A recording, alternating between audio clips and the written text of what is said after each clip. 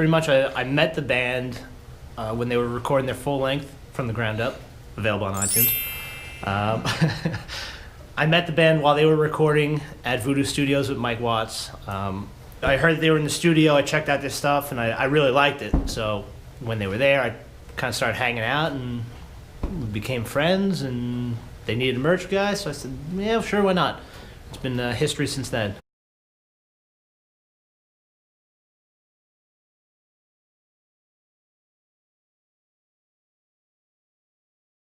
You got to sit down and tell yourself that no one's going to fix that situation but you. No one's going to swoop in, any sort of guardian angel from the sky going to come in and fix your problems. You've got to do it. You always have to stay positive. Like, of course, you're gonna go through dark days, but dark days aren't forever. So you're gonna have good times, and you just gotta always remember that those good times are what you want to remember most during your dark times. That's what should keep you motivated. Because there will always be people to bring you down, people talking shit, so shit happens. It's just part of life. You just gotta be prepared for life and just be ready to dominate.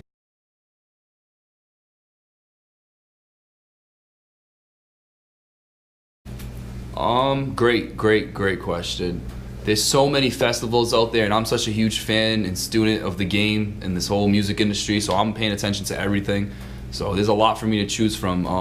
One thing that stands out to me would be South by Southwest. That's a huge festival. That's everything. I would like to step in there one day and present a bunch of things. Like, I would like to go do a hip hop set in one place, go do a metal set in the next place, whatever. Like, South by Southwest is just a festival of creative people, and I've yet to go there, and I can't wait to go there. I would love to play Download. Download, I feel like, is huge, and I feel like we'd be good on it, and it's in Europe, which is something that I also want to do. So I could imagine if we play Europe for the first time and it's Download Festival, how crazy that would be. So that'd be pretty dope. Made in America, that festival that Jay-Z has, like, that plays in like LA and like Philly. I love to play like either of those stages, like the energy and like the setup of those stages, like in the crowds, it just looks so awesome. I would just like love to play like any of those festivals.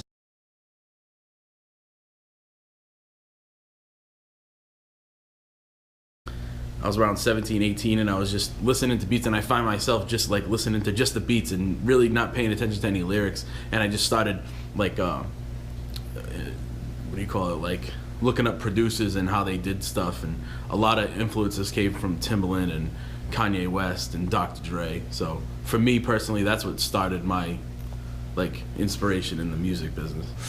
All the artists and bands that I grew up listening to inspired me. Like, when I was a kid, my parents used to play Bon Jovi all the time, and I became like a huge fan of Bon Jovi. Like, his lyrics were always real deep and meaningful, and I always kind of like latched onto that. Then getting a little bit older, I got into like screamo bands and stuff like that, and just seeing like these young kids. Like, I remember from first to last, like Sonny was 16 years old at the time, and he was like in one of the most popular bands in the scene, and he was on tour, and I was just like, damn, like I want to do that. Here I am, like maybe like 13, 14 years old. I'm like, shit, like I want to do that when I'm 16. I don't want to have a regular life.